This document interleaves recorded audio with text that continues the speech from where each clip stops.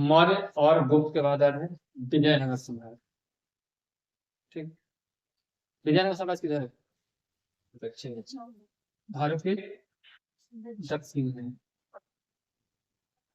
विजयनगर साम्राज्य की स्थापना किसने की? हरिहर और बुक्का ने।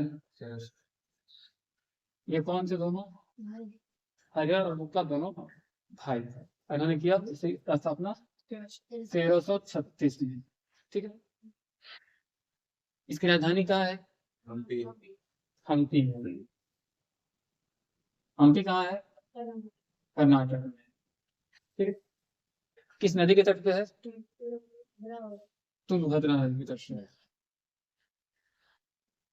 तुंगभद्रा नदी के तट। ये आपको सबको जानना है। सवाल ये है कि 1336 से पहले विजयनगर का नाम क्या था?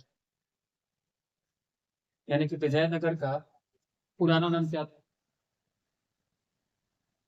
बताइए, सब लोग विजयनगर पढ़े। स्वाति, नंदिनी, सानिया, प्रियांशु। विजयनगर का पुराना नाम क्या था?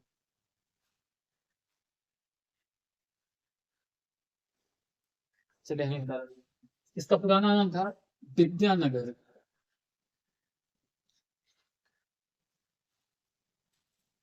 अध्ययन की नगर, विद्यानगर।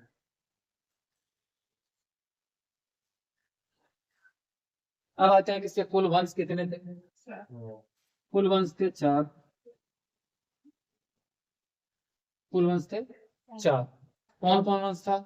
तो पहला था संगम वंश। कभी कभी आप लोग डाल देंगे संगम चाट, यहाँ चाट में खाए होंगे, बहुत पॉपुलर है। संगम वंश में कौन कौन आता है? तो देवराय प्रथम और देवराय द्वितीय, इसके मुख्य राजा। उसके बाद कौन आएगा? सुलु सुलु वंश आएगा, इसको सालू वंश भी बोलते हैं। तीसरा कौन आएगा? तुलु वंश आएगा। इसके इसके प्रमुख राजा कौन थे तुलु वंश के? कृष्णदेवराय। बहुत बढ़िया, कृष्णदेवराय। चौथा वंश कौन आएगा? अरविंद वंश।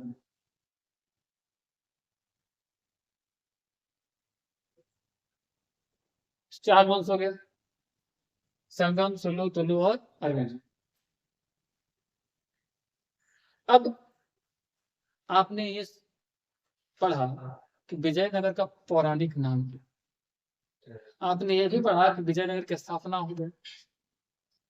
पुराना नाम विद्यानगर था, और जब स्थापना हुई एक हिंदू साम्राज्य के रूप में, तो हरिहर और बुक्का ने किया, तो इसका नाम हो गया विजयनगर। लेकिन इसका अंग्रेजी नाम क्या था? ये नाम किसने दिया था? तो रॉबर्ट स्वेल, एक विदेशी यात्री है, लेखक है, इतिहासकार है, जिसका नाम है रॉबर्ट स्वेल। इसने इसे एक नया नाम दिया, और इसको कहा गया फॉरगॉटन अंपायर। फॉरगॉट मतलब क्या होता है? फॉरगॉट मतलब क्या होता है? हाँ, भूला हुआ, भूला हुआ, खोया हुआ साम्राज्य। तो आजकल के जमाने में खोना बड़ा आसान है, पाना बड़ा मुश्किल। तो खोया हुआ साम्राज्य किसने कहा? Robert swell. लेकिन इसने अंग्रेजी में कहा था फॉरगॉटन अंपायर। अब आते हैं संगम वंश के बारे में। संगम वंश में कौन कौन थे? तो हरिहर संगम वंश ही आएगा, क्योंकि साम्राज्य की स्थापना की थी। बुक्का नहीं होगा, बुक्का होगा। हरिहर के बाद बुक्का आएंगे, बुक्का के बाद कंपा आएंगे, बुक्का के बाद कौन आएंगे? कंपा आएंगे। उसके बाद कटप्पा, नहीं सॉरी, कटप्पा कहाँ से आएगा? वो तो बाहुबली फिल्म में था। मरियप्पा आएगा, और मरियप्पा के बाद मुदप्पा आएगा। तो 5 शासक हो गए, हरिहर, बुक्का, कंपा, मरियप्पा और मुदप्पा। मुदप्पा समझते हैं ना? मुदप्पा।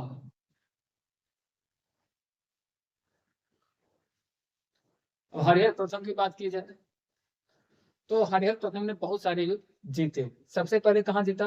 तो होयसल का युद्ध जीता है। सबसे पहले जीता होयसल का युद्ध। होयसल का युद्ध जीता है वो 1336 में, जहां पर स्थापना की बात कर रहे थे। सबसे पहले जीता है वो होयसल का युद्ध 1336। उसके बाद कादम का युद्ध जीतता है 47 में, 1347। और उसके बाद मदुरई जीतता है 1352-53 में। 1352-53 में मदुरई जीतता है। कौन जीतता है ये? हरिहर प्रथम। इसके बाद एंट्री होती है बुक्का की। हरिहर बुक्का दोनों का मानते हैं ना संस्थापक, तो हरिहर के बाद एंट्री होती है बुक्का की। और बुक्का को कौन सी उपाधि से नवाजा गया है? बुक्का को कौन सी उपाधि प्राप्त हुई है? तो बुक्का को वेद प्रतिष्ठापक कहा जाता है। बुक्का को वेद प्रतिष्ठापक कहा जाता है। और बुक्का ही विजयनगर का पहला राजा था जिसने चीन में अपना एक दूत भेजा। तो चीन में दूत भेजने वाला विजयनगर का राजा कौन था पहला? बुक्का। वेद प्रतिष्ठापक किसको कहा जाता है? बुक्का। अब आते हैं हरिहर द्वितीय। हरिहर द्वितीय। तो हरिहर द्वितीय को क्या कहा जाता है? हरिहर दो थे, प्रथम और द्वितीय। तो हरिहर के बाद बुक्का और फिर आए हरिहर द्वितीय। तो हरिहर को क्या कहा जाता है? तो हरिहर को महाराजा या राज परमेश्वर की उपाधि दी गई है।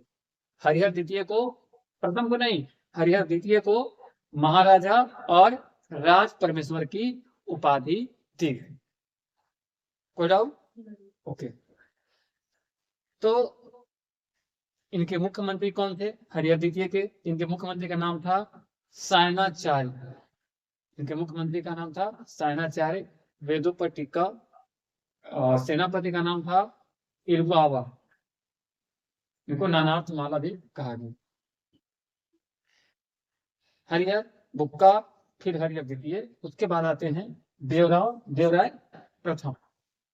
तो निकोलो कॉन्टी जो था इटली से देवराय प्रथम के दरबार में ही आए। आपसे पूछेगा क्वेश्चन, निकोलो कॉन्टी कहाँ का आदमी था? तो आपको इटली याद आ जाएगा क्योंकि आप डोसा बहुत खाते हैं। इटली से आया हो, किसके दरबार में आया? तो देवराय प्रथम के दरबार में आया। हरिहर नहीं, देवराय प्रथम के दरबार। देवराय प्रथम का दरबारी कवि कौन था? तो आप भारत के उस बॉलर का नाम याद कर लीजिए जो साउथ से आते थे, ज्वागल श्रीनाथ।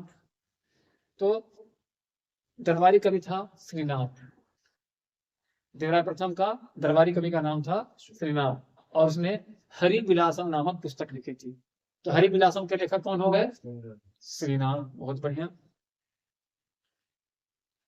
तुंगभद्रा नदी पर बांध का निर्माण किसने करवाया? देवराय प्रथम ने। कौन सा बांध बनवाया?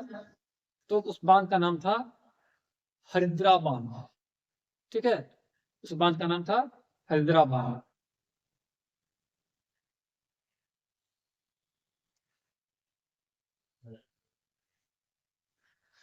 दूसरा है देवराय द्वितीय। तो देवराय द्वितीय के दरबार में कौन विदेशी यात्री आया? प्रथम में तो इटली से आया था। दूसरा में कहां से आया? तो दूसरा में आता है अब्दुल रज्जाक, जो कि शाहरुख का दूत था। और ये देवराय द्वितीय के दरबार में आया था। तो देवराय द्वितीय के दरबार में आने वाले विदेशी यात्री का नाम अब्दुल रज्जाक। प्रथम वाले के में निकोलो कॉन्टी। तो इसे इंद्र का अवतार माना जाता है। सामान्य इंसान के रूप में देवराय द्वितीय को इंद्र का अवतार कहा गया। जाहिर सी बात है कि गुस्सा है, क्योंकि तांडव तो भगवान इंद्र उसी ही करते हैं। जिसके नाम में भगवान इंद्र का कुछ भी अंश जुड़ जाए, का टेम्परेचर दिमाग का हमेशा हाई रहेगा, चाहे कोई भी। दरबारी कवि का नाम क्या था इनका? दिन दीमा। दिन दीमा इनके दरबारी कवि। और इन्हें उपाधि मिली गज बेटेकर की। देवराय द्वितीय को कौन सी उपाधि मिली? गज बेटेकर।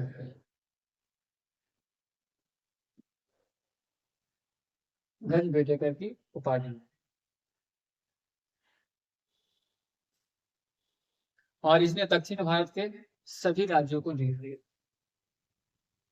एक अपवाद था खाली जमोरिन, जमोरिन छोड़कर दक्षिण भारत के सभी राज्यों को जीत लिया।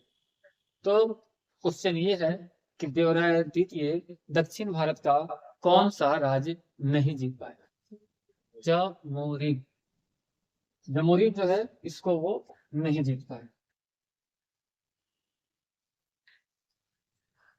बाकी सभी राज्यों को दक्षिण भारत से जीतने वाला सम्राट। देवराय द्वितीय के बाद एंट्री होती है मल्लिकार्जुन की। और आप कांग्रेस के राष्ट्रीय अध्यक्ष के बारे में समझ लीजिएगा कि मल्लिकार्जुन खड़गे साहब की बात हो रही है। ये विजयनगर साम्राज्य में एक राजा थे मल्लिकार्जुन। तो इनको उपाधि मिली थी प्रौढ़ देवराय थे। प्रौढ़ समझते हैं ना, 50 के आसपास वाले जो लोग होते हैं, हाँ, प्रौढ़ देवराय की उपाधि मिली थी। और इनको भी गज बेटेकर कहा गया, इनको भी ये दो उपाधि मिली थी। और संगम वंश के अंतिम शासक थे विरूपाक्ष तृतीय।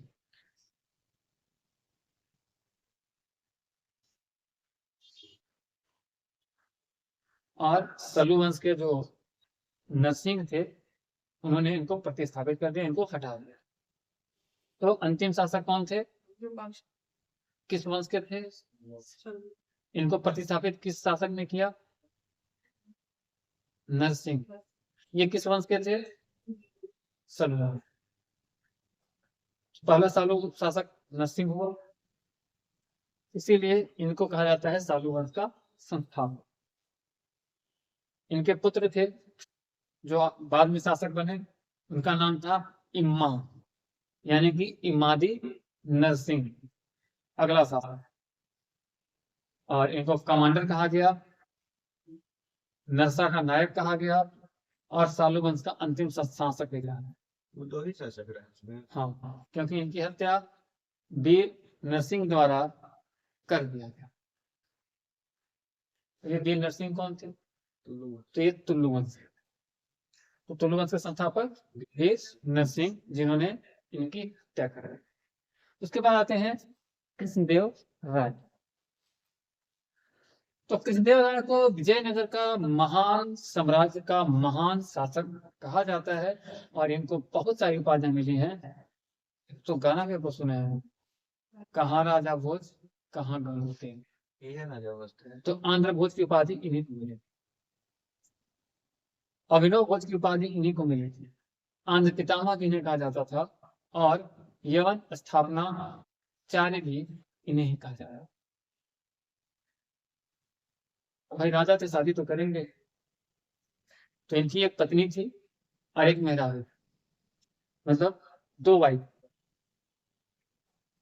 की, एक पत्नी और एक मेहरारू, दो वाइफ। तो टोटल कितने हो गए? 4। एक पत्नी में दो भाई, 4। दो ही वाइफ थी, दो ही पत्नियां। पहली पत्नी का नाम था तिरुमल देवी और दूसरी पत्नी का नाम था चिन्ना देवी। पहली पत्नी का नाम था तिरुमल और दूसरी पत्नी का नाम था चिन्ना। और इनके दरबार में अष्ट दिग्गज थे। बाकी दरबार में क्या होता था? 9 रत्न, लेकिन इनके दरबार में अष्ट दिग्गज थे, 8 रत्न थे, 8 विद्वान थे। और उसमें सबसे पॉपुलर थे, जिसका आप लोग बचपन में कॉमिक्स पढ़ते होंगे, तेनालीराम। इनका पूरा नाम है तेनाली रामाकृष्ण। तो इनके प्रसिद्ध थे तेनाली रामाकृष्ण, जिनको दक्षिण भारत का बीरबल कहा जाता है। तो दक्षिण भारत का बीरबल कौन है? पूरा नाम बताइए। तेनाली रामाकृष्ण। और इन्होंने एक पुस्तक लिखी है पांडुरंग महामात्य, पांडुरंग महात्म्य, सॉरी महात्म्य, महात्म्य। पांडुरंग महात्म्य के लेखक कौन है? तेनाली। और इस कालखंड को तेनाली सॉरी इस कालखंड को साहित्य का स्वर्ण काल कहा, क्योंकि तेनालीराम हो गए, फिर एक और विद्वान, 8 विद्वान थे, उसमें एक और विद्वान का नाम था अल्लसानी पेडन्ना, अल्लसानी पेडन्ना, अल्लसानी पेडन्ना, अल्लसानी पेडन्ना। फिर कौन थे? अल्लसानी पेडन्ना को कहा जाता है तेलुगु साहित्य का पितामह। तेलुगु साहित्य का पितामह किसे कहा जाता है? अल्लसानी पेडन्ना को।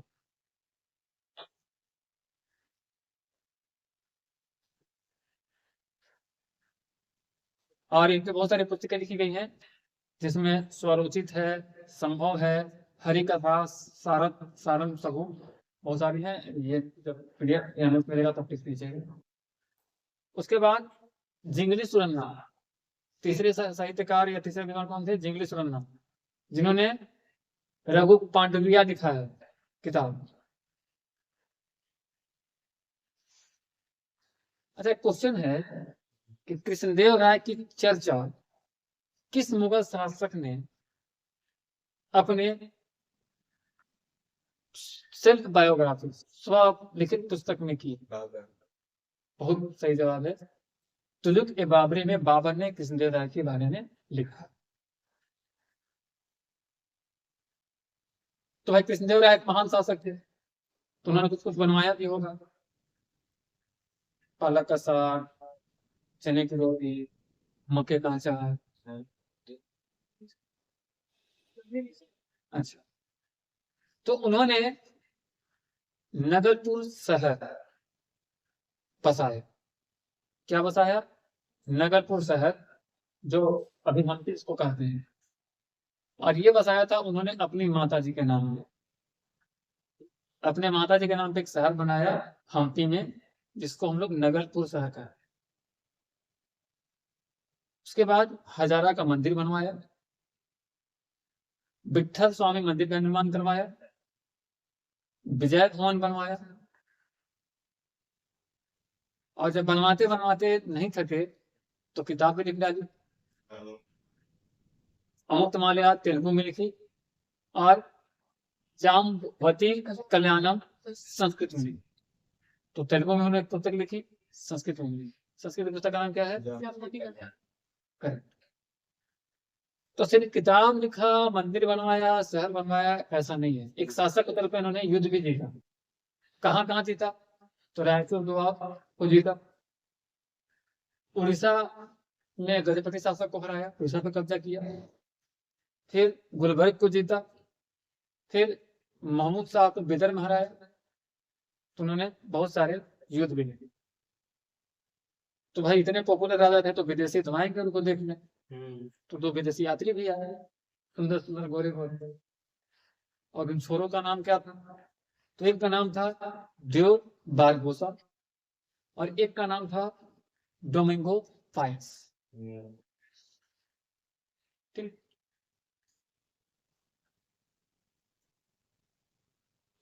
कृष्णदेव राय के बाद इनका चचेरा भाई शासन संभाला, और इनके चचेरे भाई का नाम था अच्युत देव राय। अच्युत देव राय।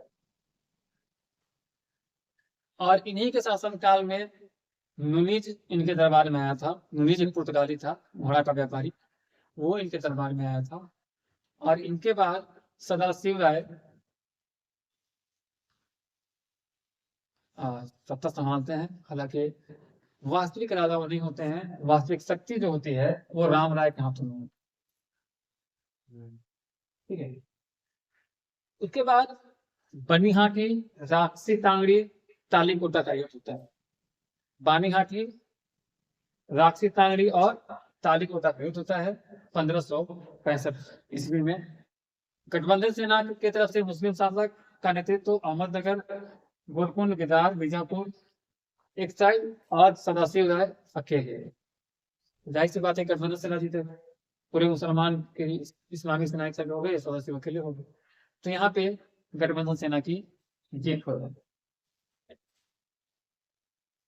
इसके बाद अरविंदो वंश आते हैं, जिनके तिरुवल होते हैं। तिरुमत संस्थापक इनको बोला जाता है। इन्होंने अपनी राजधानी हम्पी से हटा के पेनुगुंडा कर दी थी। अरविंदो वंश का संस्थापक कौन है? तिरुमल है। और इन्होंने राजधानी को बदल दिया, पेनुगुंडा कर दिया। पेनुगुंडा। इसके कुछ ही देर बाद नया शासक आता है श्रीरंगा, और ये अरविंदु वंश और विजयनगर सम्राट का अंतिम शासक था, इसलिए इसको हाईलाइट जरूर करें। विजयनगर साम्राज्य का अंतिम शासक कौन था, या अरविंदु वंश का अंतिम शासक कौन था, तो नाम था श्रीरंगाकृत। श्रीरंगाकृत। तो विजयनगर साम्राज्य को खत्म करने से पहले कुछ महत्वपूर्ण तथ्य हैं, आपको पता होगा बता सकते हैं, या मैं पूछ रहा हूं आप। विजयनगर में देवदासी प्रथा प्रचलन में थी या नहीं थी? विजयनगर के प्रमुख फैक्ट में पहला फैक्ट ये है कि विजयनगर समाज में देवदासी प्रथा प्रचलन में थी। उसके बाद विजयनगर में सबसे धूमधाम से कौन सा त्योहार मनाया जाता था?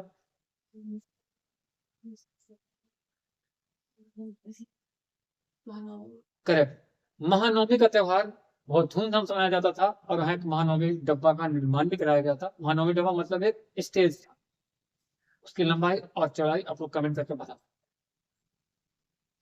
सीढ़ी कितनी थी ये बता सकते हैं, और किस पत्थर का बना हुआ था ये बता सकते हैं। विजयनगर के सिक्कों को क्या कहते थे? तो विजयनगर के सिक्कों को पैगोडा या वैरूप कहा। और विजयनगर साम्राज्य के मुख्य देवता कौन थे? तो मुख्य देवता कौन थे बताइए? विरूपाक्ष, जो भगवान शिव के अवतार। भगवान शिव को ही कहा जाता था विरूपाक्ष। हम लोग मान लो कि भगवान शिव बोलते हैं, वो लोग विरूपाक्ष बोलते हैं, नाम अलग कर सकते हैं, ठीक है। जैसे पशुपतिनाथ वाला भी तो था ना, कौन क्या बोलो पूछ रही है? नहीं बोलो विष्णु जी। नहीं, एक बार चेक कर लो तो। चेक, विरूपाक्ष भगवान शिव थे या विष्णु थे? विरूपाक्ष डाउट है तो किधर चले गए?